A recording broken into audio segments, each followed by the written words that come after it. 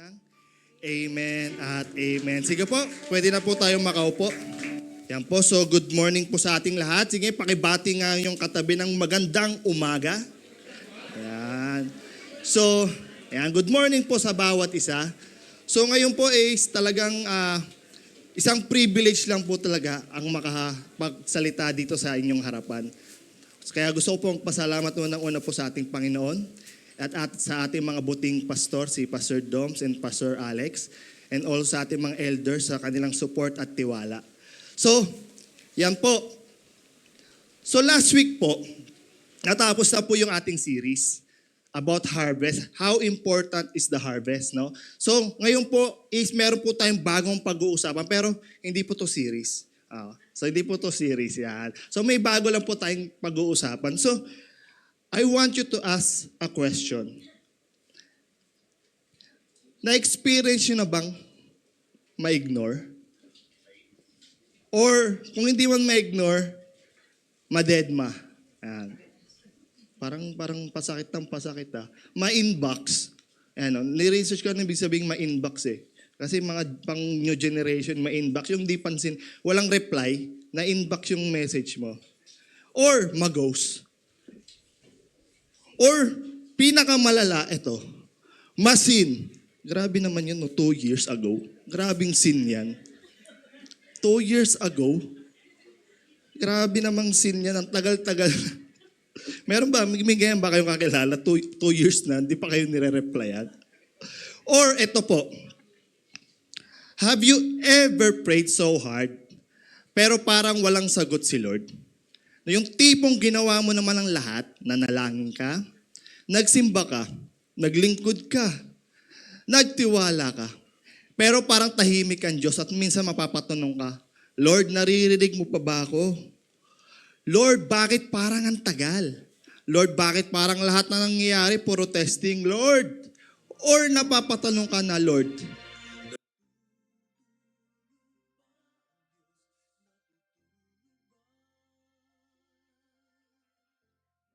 hindi po ako yan Minsan napapatanong tayo, Lord, naririnig mo ba ako o tulog ka nung nag-pray ako? Di ba po? And honestly po, maraming Pilipino ngayon ng ganito ang nararamdaman. Maraming stress, marami ang pagod, marami ang mentally, emotionally drained. Everyday mayroong bagong problema. Ayan no? Di ba ngayon nababalitaan natin, ang dami, di ba tumaas yung gasolina at bumaba ulit? Ngayon may bagong tumataas yung kuryente naman. So ano yung sunod? Di ba parang, Lord, ano ba, hindi pa kami nakakabawi eh. Ba't meron na naman tong pagsunod na pagtaas? Ano ang susunod? Yung tubig naman, Lord.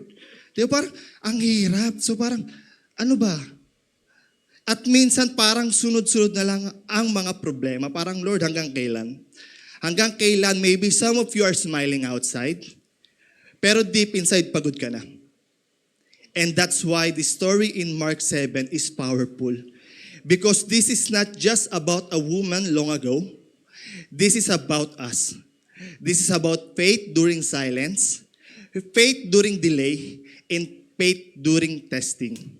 So ang title po ng ating pag-uusapan ngayong umaga ay Don't Let No Stop Your Faith, na matatagpuan po natin sa Mark 7 verses 24 to 30. So our main verse, sabi ko nga po, hindi ko na po babasahin niya kasi medyo mahaba. So, may lagyan ko lang ng konting story background para sa mga hindi pa familiar sa story na to. In this passage, we see a Syrophoenician, tama po ba ang aking pagkakapronounce? Syrophoenician woman, a desperate mother. Lumapit siya kay Jesus dahil sinasapian yung anak niya. Ito yung kwento nun kung maalala niyo Sinasapian yung anak niya. She needed a miracle, hindi luho, hindi convenience, but she needed help. And she came to Jesus believing. But instead of immediate answer, there was a silence. Imbis na sagot yung kasagutan po yung narinig niya, wala, tahimik. And that silence tested her faith. So church, habang pinapasok natin ang passage na to, wag lang natin obserbahan ang kwento. Hanapin din natin ang sarili natin dito. Dahil hindi lang ito tungkol sa isang babae noon, kundi tungkol ito kung paano tayo tumutugon kapag tahimik ang Diyos. So ang ating point number 1 po, a silent God is still a present God. Sabi po sa Mark 7:24 to 26, sabi sa story nito, Jesus left that place and went to the vicinity of Tyre. So alam mo na siguro, Pastor Alex, bakit siya sa Tyre pumunta? Kasi tired na siya dito, di ba? So yun, nandun na siya, tired. He entered a house and did not want anyone to know it. Yet, he could not keep his presence secret. Sobrang pagod na po si Jesus. Ito yung time na after miracle, yung nag-sermon. So pagod siya to the point na kung maalala niyo, lahat ng mga message niya, sinusundan siya na napakaraming tao. To the point na gusto niya nang tumakas, magbabangka sila papuntang kabilang side. Pero ang gagaling ng mga tao doon, parang may tracker sila kay Jesus. Kasi pagbaba ni Jesus sa bangka, andun na naman sila. So ganito. So ang nangyari, si Jesus naghanap siya ng bahay. Naghanap siya ng bahay sa Tyre. At nakahanap siya. But, sabi doon sa 25, in fact, as soon as she heard about him, a woman whose little daughter was possessed by an impure spirit came and fell at his feet. Bigla na lang may babae. Sabi, ang galing nito May GPS yata ako And the woman was a Greek born in Syrian Phoenicia. So, yan po yung lugar yun yung tinabi. She begged Jesus to drive the demon out of her daughter. So, ito po kung mapapansin nyo, yung problema o sakit ng anak niya, hindi basta-basta. Yung hindi basta-basta na dadalhin lang sa doktor. Tanong niya, Doc Yana, pa-check up nga, anong sakit? Nasasapian. Magagawa ba ni Doc Yana, no? So, hindi po ordinaryo sakit na beheld. Okay, magaling ka na, walk. Oh, meron ka ng paningin. But, nasasapian. And, take note, sabi doon, her daughter, kung mapapansin nyo sa ibang translation, sabi, little girl. So, bata. Bata to. And pumasok siya sa teritoryo ng mga Gentile. Kung mapapansin nyo, parang meron na ako narinig na itong kwento Tandaan nyo, sa story na to, pagod na pagod si Jesus. Sobrang pagod. Bakit siya doon sa teritoryo ng Gentile magpapahinga kung ayaw niya ng mga tao? Kung gusto niya walang taong pupunta sa kanya para kulitin siya, dapat doon siya pumunta sa teritoryo ng mga Hudyo para magpahinga.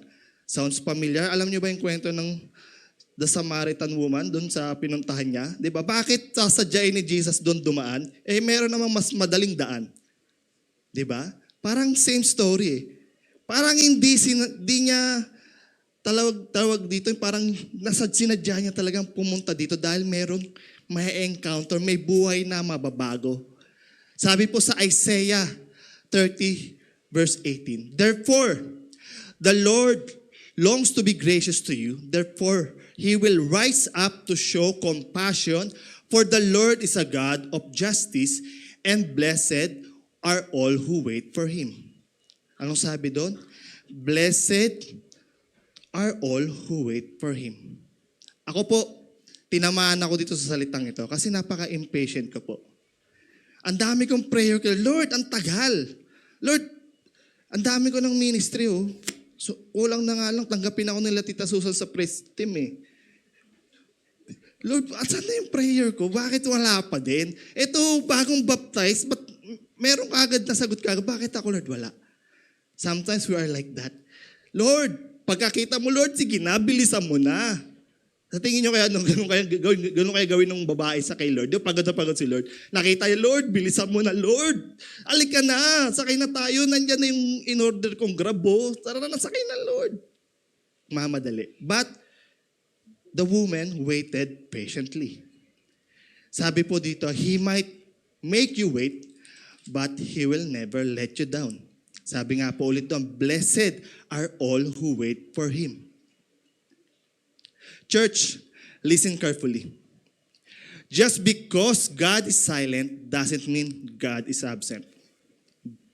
Minsan nakala natin, kapag walang sagot, walang ginagawa si Lord. Pero maraming beses, tahimik lang siya habang kumikilos. Alam nyo, relatable to sa maraming Pilipino ngayon Some students are praying, Lord, makakapasa kaya ako? Pero parang ang hirap pa rin Some parents are praying, Lord, sana kayanin namin ang gastusin. Pero patas ng patas yung presyo pa rin. Some of young people are saying, Lord, kailan mo aayusin ang buhay ko? Pero parang stuck pa rin. Walang nangyayari. And sometimes we think, Lord, bakit parang mas mabilis mo pang sagutin ng iba? But church, silent is not abandonment. Tandaan po natin yan. Remember this, when we cannot see God moving, God is still working. Minsan ang problema natin, gusto natin parang microwave miracle. Instant healing, instant blessing, instant breakthrough. Kung matatandaan nyo, ito po yung naging problema ng mga Israelita. Gusto nila may nakikita physically. To the point na gumawa sila ng Diyos nila, di ba? Na sarili nilang Diyos. Kasi wala silang nakikita eh. Gusto nila may nakikita. And then most of us ganun. Lord, kung totoo ka sa buhay ko, pakita mo sa akin. Sometimes we are like that. Ako po, hindi pa ako ligtas doon. Ganun po ako. Naging ganun po ako. At some point. Pero ang Diyos, hindi lang interested sa comfort mo. He is interested in your character. Because sometimes God is preparing you because He blesses. God's preparing you before He blesses you. Hindi yun parang ganito lang eh. Yung anak mo kunyari, humingi siya sa'yo, siguro mga 5 years old, Mommy, Daddy, ano yung anak? Bilang mo naman ako, kotse. Kayo ba as a parents, bibigyan niyo siya kotse at 5 years old? Yung kotse yung malaki yung nadadrive hindi yung toy car yung may gas, yung mamahalin. Bibigyan niyo ba siya nun? Why? Hindi pa siya prepared. Hindi pa siya ready. Sometimes, God is like that. Kung hindi pa ready, kung mapasasaktan tayo, mapapahamak pa tayo, hindi niya bibigay. Parang ganito lang po yan. Parang Wi-Fi signal. Hindi po natin nakikita pero connected ka. Ganon din minsan si Lord. Hindi mo nakikita, hindi mo maramdaman, pero connected ka pa rin. Connected pa rin tayo sa Kanya. Where in your life does God seem silent, and how can you choose truth, His presence in that silence? But church, the story becomes harder. Because hindi lang silence ang naranasan ng babae sa story na to. Parang may resistance pa. And that lead us to our second point. Trials don't destroy your faith. They reveal it. Sabi dito sa Mark 7:27, alam niyo po, nung una ko itong nabasa, itong Mark 7:27, sabi ko, Lord, bakit ganun? Sakit mo naman magsalita. Kasi ito, babasahin ko First, ito si Jesus, Jesus is talking in this verse. First, let the children eat all they want, He told her. For it is not right to take the children's bread and toss it to the dogs. Parang anong sinasabi ni Jesus dito? Parang ini-imply niya yung babae, aso. Diba? Kasi ang nangihingi siya And then sabi ni Jesus, hindi tama na kung yung pagkain sa anak ay ibibigay sa aso. Diba? Mukhang mahirap ang sagot ni Jesus dito. Noong una ko talaga nabasa talaga to, no? Parang sabi ko, Lord, di ko naiintindihan. Parang ang grabe naman ang sinabi mo dito, Lord. But Jesus answered, let the children be satisfied first. Church, the key word, first. Wala siyang sinabing hindi pwede. Sinabi niya, first. Mamaya, mapag-uusapan natin bakit niya sinabi yung first. Ang bigat pakinggan talaga ng ito nung pag-una mong mababasa. Parang ang harsh at hindi katangian ni Jesus yung ganung mga salita, no? Pero kapag tinignan natin ang historical background, ang mismong original na lengguwahe, makikita natin na mas may malalim at magandang layunin si Jesus. Ito po, aso versus tuta. Ayan. Narito ang malalim na konteksto para sa mas maintindihan natin. So sa kultura po ng Middle East noon, kapag tinawag mong aso or kuon, ang isang tao ay napakatinding insulto nito. Ang tinutukoy noon ay ang mga ligaw, madudumi, at mababangis na asong gala sa kalye. Pero ang original Greek text na ginamit ni Jesus, hindi salitang yun po. Ang ginamit po ni Jesus ay ang salitang kunarion. Na ibig sabihin ay little dogs, puppies, o asong pangbahay. parang mga pets. Yan. Yung po ang mga lingwahe na ginamit ni Jesus dito. So, binago ni Jesus ang larawan. Mula sa maruming aso sa kalye, ginawa niyang alagang hayop sa loob ng isang tahanan. Hindi niya minamalit yung babae, church. No? So, ang ginawa niya lang, gumawa siya ng isang illustration tungkol sa isang pamilya kung saan may tamang pagkakasunod-sunod ng pagpapakain. Kaya nga sinabi niya dito, let the children first. So, merong tinatawag na the strategic plan ang Panginoon. Ito po yung maririnig natin yung sinasabing,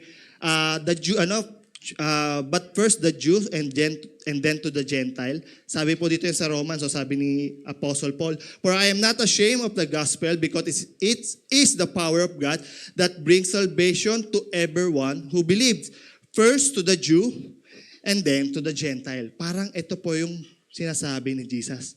Nang banggitin ni Jesus ang mga anak at mga tuta, hindi ito udyok ng galit kundi tungkol sa tamang takdang panahon or divine timing. Merong divine timing. So nakaplano na lahat yan sa Panginoon.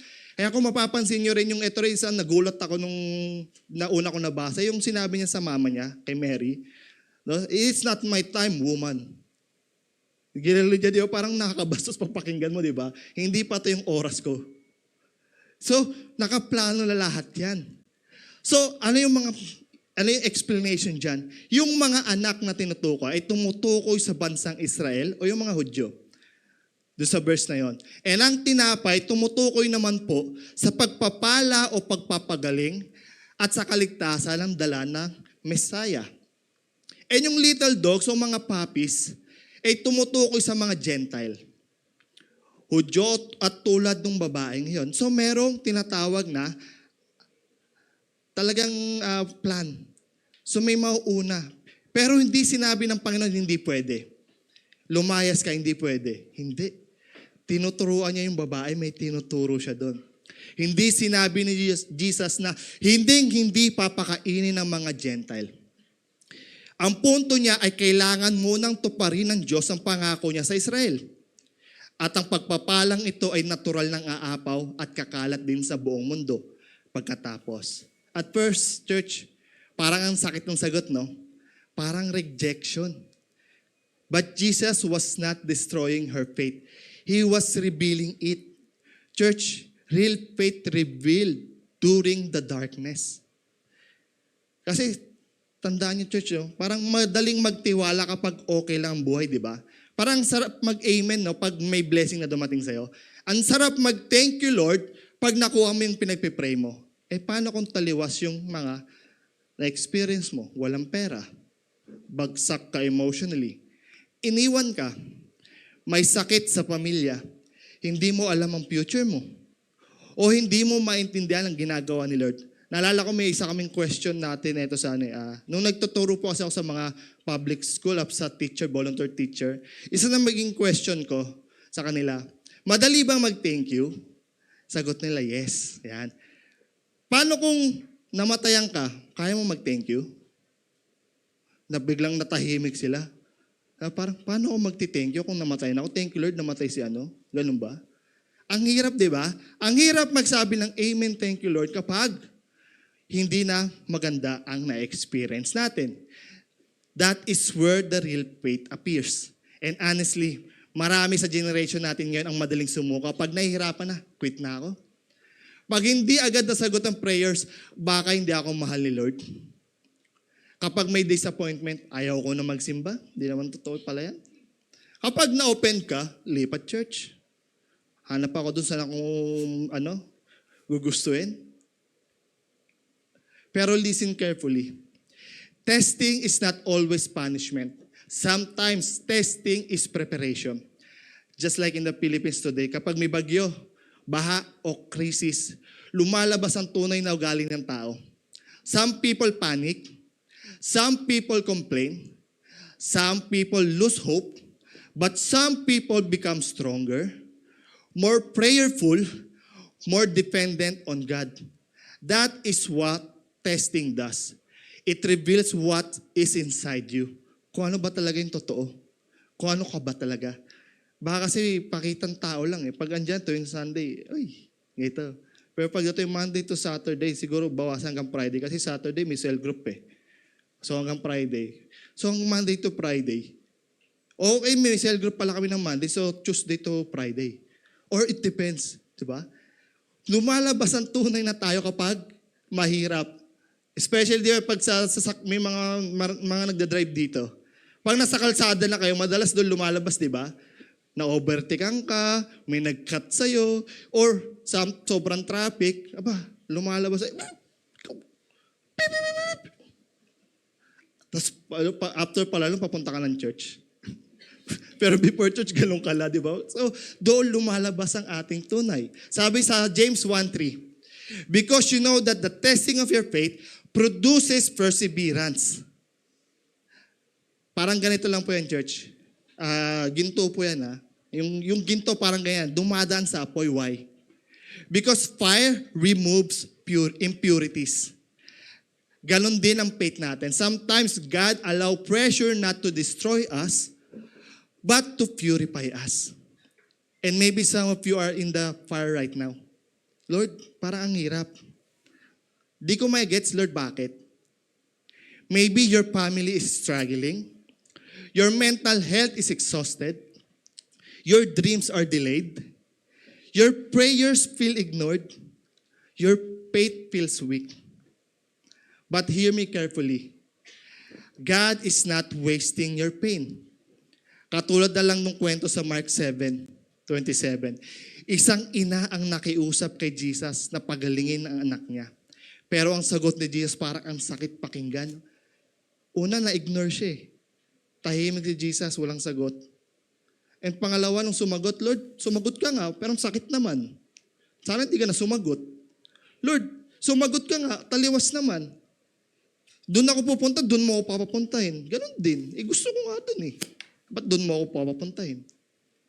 Sana hindi ka na lang sumagot. Ganon din pala, di ko rin makukuha yung gusto ko.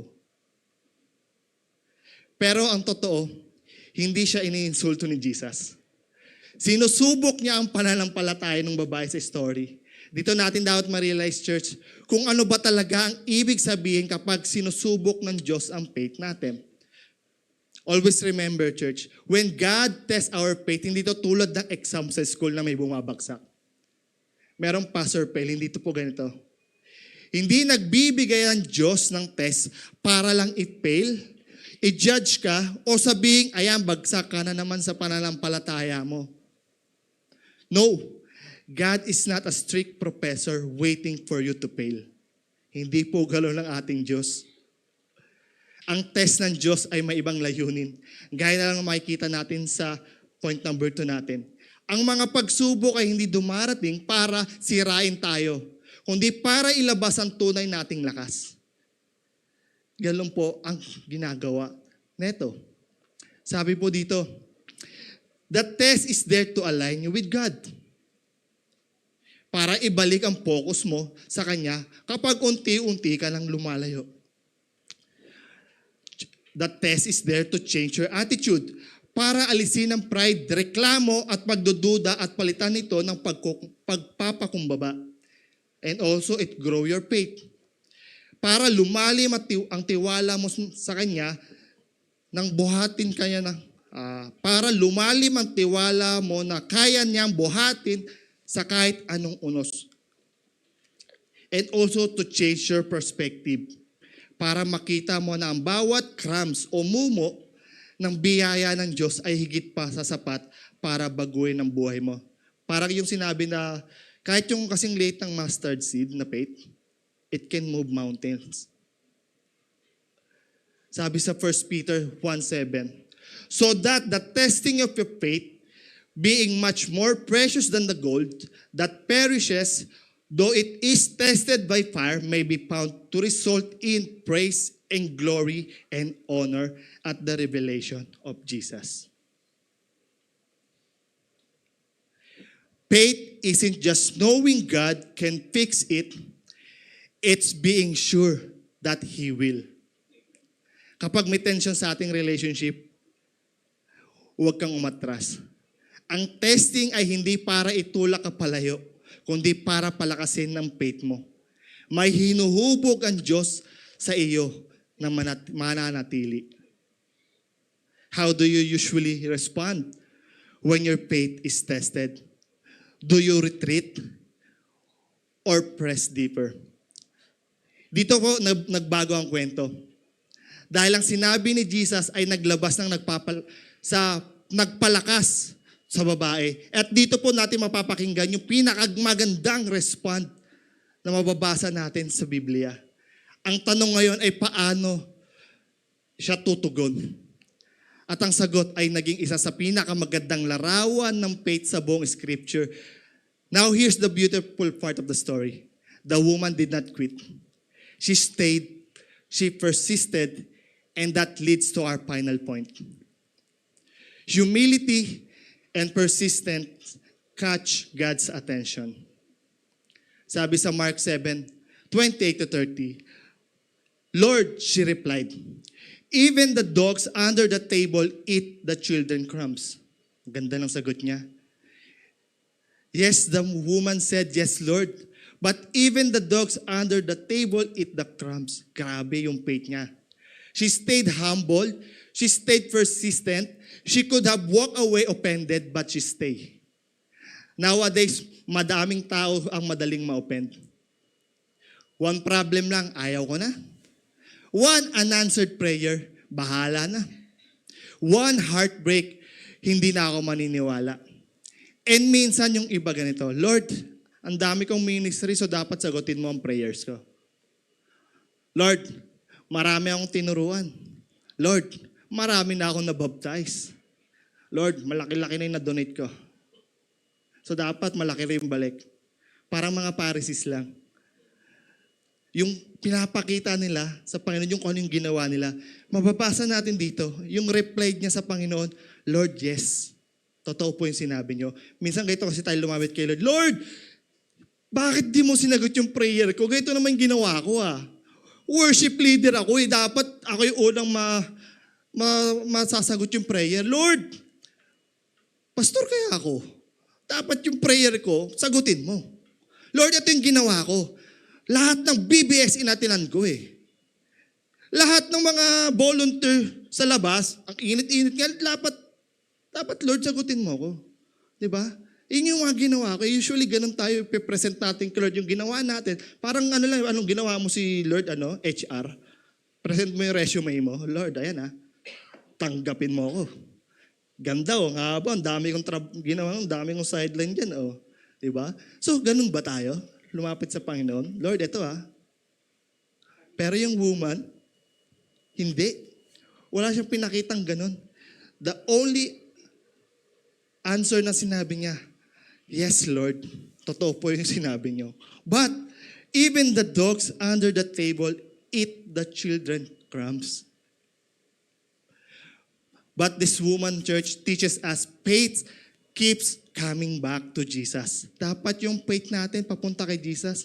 Hindi papunta doon sa kung anong ginawa natin. Dapat always on Jesus. Papunta dapat lagi kay Jesus.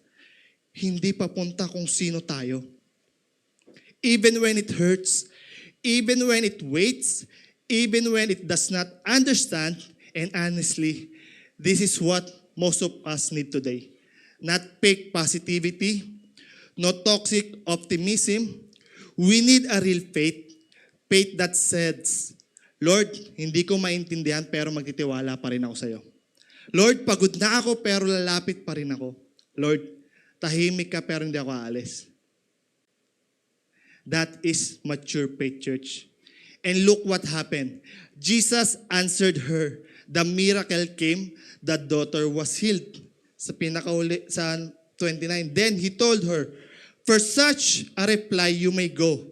The demon has left your daughter. Diba? Ano yung kailangan ng baguhin? Ano yung titignan ng Panginoon dito? Yung attitude ng babae.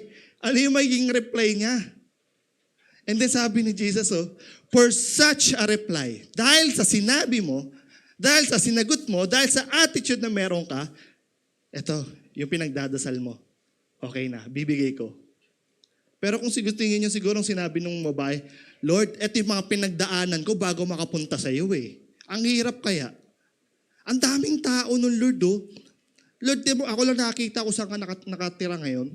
Grabe, nagbayad pa ako ng spy para malaman saan ka nakatira. Kung gano'n siguro yung naging reply ng babae, siguro hindi gumali yung anak niya, no? But, dahil sa reply niya, it's simple as that. So it will depend in our attitude, ano yung magiging reply natin sa sagot ng Panginoon. Because what looked like a delay was actually a revelation. Jesus was showing everyone, this woman has real faith. Alam nyo ba sa kwentong ito, ang daming beses nangyari ito, na sobrang namangha si Jesus sa mga Gentile. Ang dami niyan. Kung makikita sa kwento, meron pa yung isang Roman general. Sabi niya, wala akong nakita na kahit Hudyo na ganito yung faith. Gentile to ha, sabi niya sa mga disciple niya, Gentile to ha. Pero yet, yung faith niya grabe. So, nung binabasa ko yung story to, sabi ko, Lord, alam ko yung ginagawa mo. Sinadya mo dyan magpahinga eh. Kasi may gusto kang kitain. Church, ganun ng Diyos sa atin. Minsan akala natin aksidente, pero hindi. Sinadya tayo ng Panginoong kitain kung saan tayo nahihirapan. Kung saan tayo hirap na, kung saan tayo lugmok na, doon tayo kikitain ng Panginoon. Minsan akala natin parang aksidente lang, but walang aksidente sa Panginoon. Lahat yan nakaplano. Sabi sa Hebrews 11:6, and without faith, it is impossible to please God.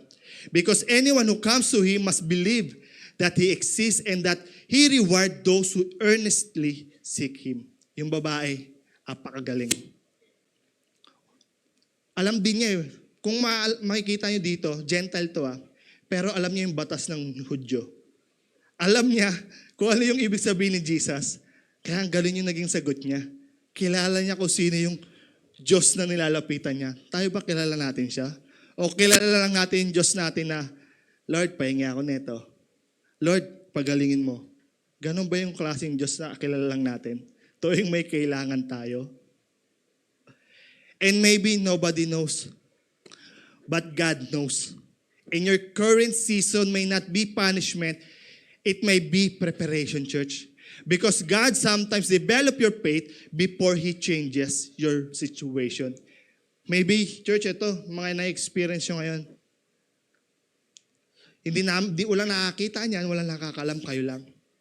So minsan parang, Lord, kailan ba? Tagal ko na nandito sa process na to. Kailan kaya matatapos? But church, sight works in the light, but faith is proven in the dark. Simply said, ganito po. Madaling magpakita ng magandang o mabuti pag maraming nakatingin. Maraming nakakita. Pero ang hirap ipakita pag nakakaranas ka na ng kadiliman. Doon makikita kung sinong ikaw talaga. Kung sino yung ikaw talaga. Kung ano yung faith na meron ka. Ang daling tuwing Sunday, praise Lord, yes. Tapos pag-uwi, doon na yung battle. Doon na makikita yung faith mo. Mananatiling mapagkumbaba, mananatiling perseguido, ang faith na lubos na umaasa sa Diyos kahit hirap ang sitwasyon ay hindi masasayang. Tumutugol ang Diyos sa pusong buong nagtitiwala sa Kanya. Is your faith marked by humility and persistence or by prostration and withdrawal? So ano po yung matututunan natin dito sa story na to? Hindi siya ni-reject ni Jesus, ni-reveal niya siya. At hindi ito ginawa ng pribado kundi sa harap ng iba. Ang mukhang delay, naging display. Ang mukhang resistance, naging revelation. Ganun po ang gustong ituro sa atin ng Panginoon ngayong umaga. Baka meron tayong mga pinapanalangin na sobrang tagal na. Sobrang parang, Lord, ang tagal na walang kasagutan. Yung nag-give up ka na, tumigil ka na. Parang, Lord, siguro hindi ito yung will mo, no? So baka, Lord, okay na, titigil na ako siguro dito. Ayoko na. Ang Syrophoenician woman ay dumating bilang outsider. pero umalis siya bilang halimbawa ng isang dakilang faith. Sa Mopas, gano'n ang tingin natin lagi, bilang isang outsider. Ang mukhang rejection ay naging revelation. Ang mukhang delay ay naging display. Kung nasa season ka ng katahimikan church ngayon, huwag kang mawala ng pag-asa. Hindi nawawala ang Diyos, gumagawa siya. Hinuhubog niya ang faith mo, pinapalalim niya ang trust mo, at inahanda niya ang testimony mo. In His time, He will reveal what He has been doing all along. So church, listen carefully. Kung tahimik ang Diyos, keep on praying. Kung pakiramdam mo malayo siya, keep on trusting. Kung ang buhay mo ay mahirap, keep on believing. Dahil ang pananahimik niya ay hindi ang dulo ng kwento mo. Tandaan mo, ang Friday mukhang hopeless bago dumating ang Sunday. Ang storm ay mukhang makapangyarihan bago ito pinakalman Jesus. At baka ang kwento mo ngayon ay pakiramdam mo madilim. But God is not finished yet. Ang delay mo ay hindi ibig sabihin na tinanggihan ka na niya. Ang testing mo ay hindi ibig sabihin na iniwan ka na niya. Ang struggle mo ngayon ay hindi ang katapusan. May hinuhubog ang Diyos sa loob mo. A stronger faith, a deeper trust, a powerful, more testimony. So church, sa ating pagtatapos, I want everyone to reflect. Anong bahagi ng buhay mo ngayon na pakiramdam mo tahimik ang Diyos? Anong bigat o burden ang dinadala mo? Anong panalangin hanggang ngayon ay hinihintay mo pa rin? And today, magtitiwala ka pa rin ba sa Diyos kahit hindi mo siya naiintindihan? Dahil ang tunay na pananampalataya ay hindi lang kapag maayos ang buhay. Baka may mga panalangin ka na sobrang tagal mo na to the point na sumuko ka na. Lord, ang tagal na. Baka hindi talaga para sa akin. Baka hindi mo will. Baka kailangan mo lang ayusin ang respond mo sa Panginoon. Baka yun naman talaga, pero mali lang ang respond mo. Real faith is trusting God even when heaven feels silent. Your heart. Lord Jesus, we come before you, not pretending to be strong, but honest before you. Because the truth is, some of us are tired. May mga panalangin kaming matagal na dinadala sa iyo, pero hanggang ngayon parang wala pa rin sagot. Some of us prayed for healing pero masakit pa rin.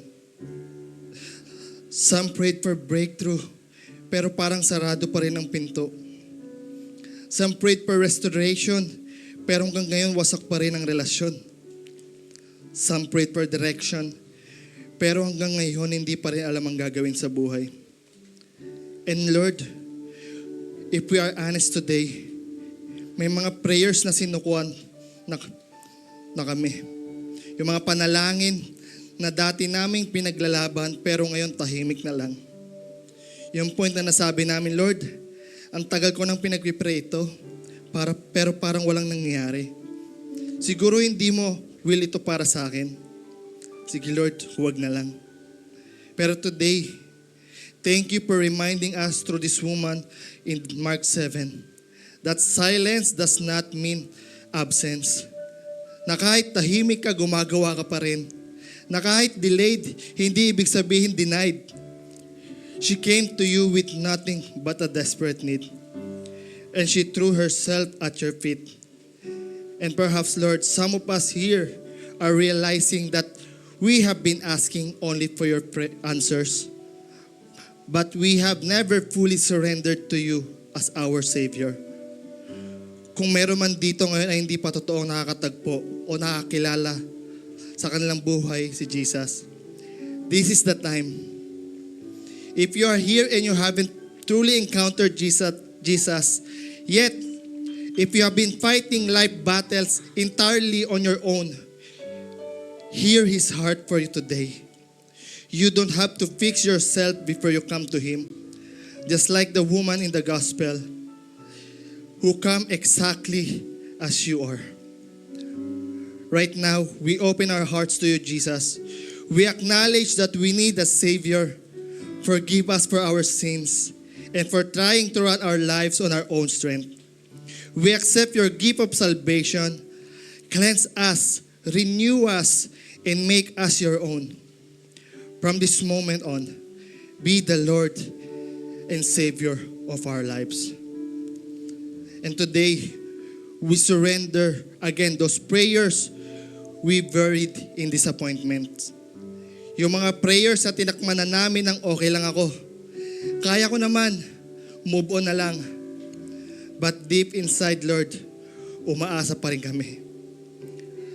So today, rekindle our faith again.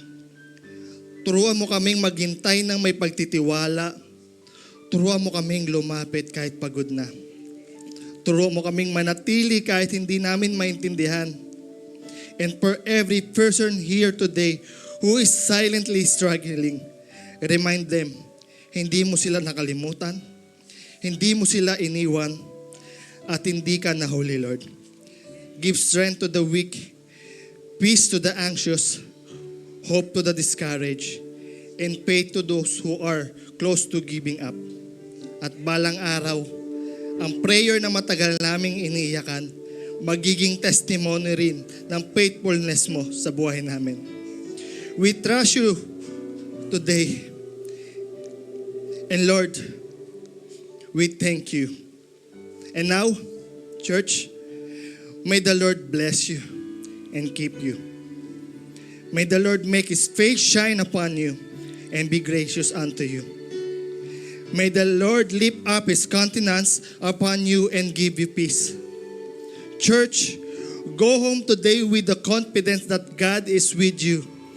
Even in silence, He is working. Even in delay, He is faithful. And even in your testing, He is forming something beautiful in your life.